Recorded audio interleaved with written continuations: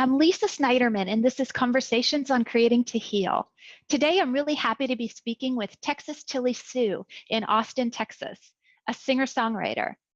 And her story is overcoming, thriving, and surviving despite life circumstances, sharing her stories through songs to help others find strength inside.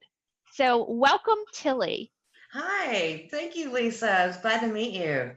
So first, do you go by Texas Tilly? Tilly, what is the name that you want to be called? Well, when I perform as Texas Tilly. It's gotten shortened over the years as Tilly. When I write, it helps to have a stage personality because it's not as personal. But when I write, I'm Sue Ireland. So I will answer to Sue. I will answer to Tilly. I will answer to Texas Tilly. Just call me. Sounds great.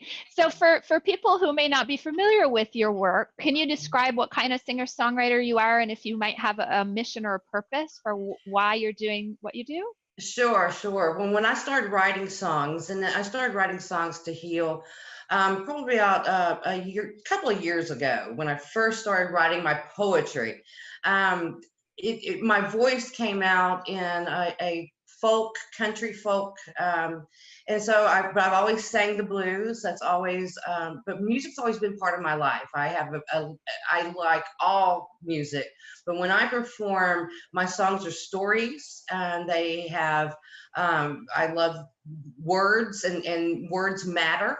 They really do. So I love writing and using the different words. But when I started writing, I was writing for myself. I wanted to heal. Yeah. I wanted to get over some things that have been there my whole life. But in sharing it with others, I was telling their story too. That became a calling to me. I like being able to, I believe that when you share your pain, it helps. But also when we share our strengths and share our stories, we also gain strength from that too. Well, now I'm intrigued about what your story is that propelled you to want to write to heal. So maybe everybody goes through something, life events, some sorts of, personal issues and challenges and health issues. What was it for you, and how did it most significantly transform you? Well, in the beginning, and that's where you start, I was raised in a very small East Texas place. Nothing wrong. I mean, love where I'm from. I'm not slamming anybody, but I was raised in a very strict religious family, cult overtures. I had a very specific place in life, but that my life that they had prescribed for me wasn't the life that I wanted.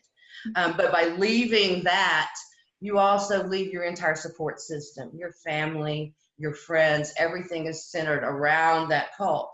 Also, by being raised by that, I didn't learn any kind of social skills, coping skills, which really set me up for a pattern on into adulthood, even when I left that behind, to where I married a man who was an abuser.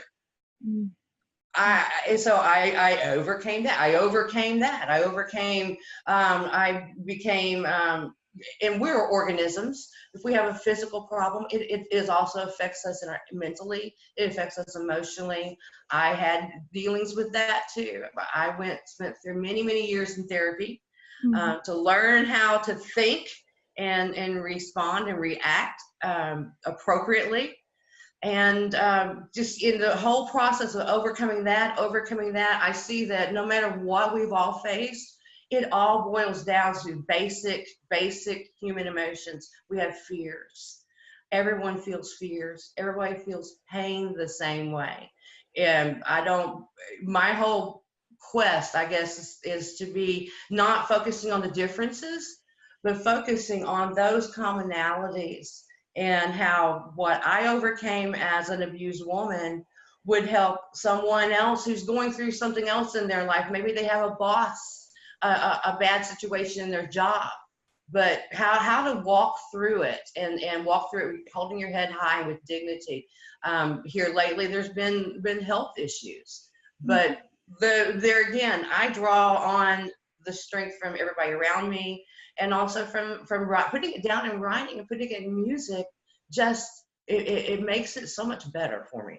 Yeah, let's talk a little bit about that aspect. So you're talking about having processed a lot of these events one by one, and some of it you went through therapy and other ways. So what is it that music did for you that therapy perhaps couldn't get to, right? What does music help you do? It provided a safe place for me to speak some truths. That is pretty much it in a nutshell. Because I perform under a stage name, I'm up there and it's almost like I'm playing a character, but I'm speaking truths, and they are my truths, and they're very real. For example, I wrote a song about getting through life and doing whatever it takes. And if you're having the same problem over and over again, do something different. And yes, that's scary, but being in the home abuse situation, I'm using that for an example, that's what I knew. That's what was comfortable. Was it healthy? No, it wasn't. And I had to get to a point there to where the change, the fear of the change and the unknown, I could get over that enough to leave the comfort of what I knew and try something different. And so that song came about because of that story. And I was talking to someone who was telling me yet again about the same situation they had been facing for 3 years in a row, and telling me, I've tried everything and I speak the truth. I'm your friend. I said, you really haven't. Yeah. So talk a little bit about that for you, the process of creating, and also the process of sharing your music with others. How has that been healing, and how do you experience it? Is it physical? Is it spiritual? Is it, something different? Very much all of the above, actually. Because when I can tell when I really need to process something, I'm upset about something, and that's when I need to write about it. It'll come out in a physical manifestation. Probably before I even, that's when I experience my stomach upsets, or, oh yeah, my knee hurts today. Well, yeah, but what, I take a look at everything. And so when I start writing a song to process it, a lot of times it'll be very angry and very personal and very pointed. That's the first version. Then I start, crossing that out because I've got that poison out, I guess you could say. I'm starting the surgery.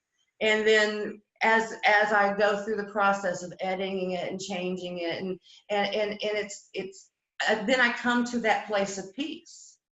And then when I share the stories, what I get back from others is that helps them get to their place of peace too. When I talk about singing a different song and dancing a different dance, they're like, I really needed to hear that because I've got this thing I'm facing and I'm going to do something different now. And I'm like, wow, that makes it all worthwhile. It makes all the pain worthwhile. It really does. Yeah, it sounds like the impact that you can have. You're experiencing healing in so many ways, like you talk about in the creating process, but also when somebody gives you feedback about how you're changing their lives. That must be so powerful and such a neat way to contribute. So I want to invite you to share a little bit, if it's, a piece of a song that you want to share with us, and talk about why it is that you chose that piece. But the name of the song is called Foolish Pride, because at the end of the day, when you're hanging on to everything, sometimes we're hanging on to our pride very foolishly, when we need to let that go and do what needs to be done, what's necessary. And I don't ask for help a lot of times. It's very difficult. And a lot of people find that difficult. And because of pride, is it because of my pride that I'm not asking for help? Mm-hmm. Then I need to let go of that pride. When you look at me, you think open book, but you might see more if you took a deeper look.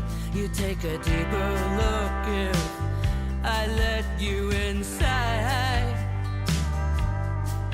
You see, I'm chased by demons from my past, and now I try to run, but the peace won't last, 'cause all I've done is just run and hide.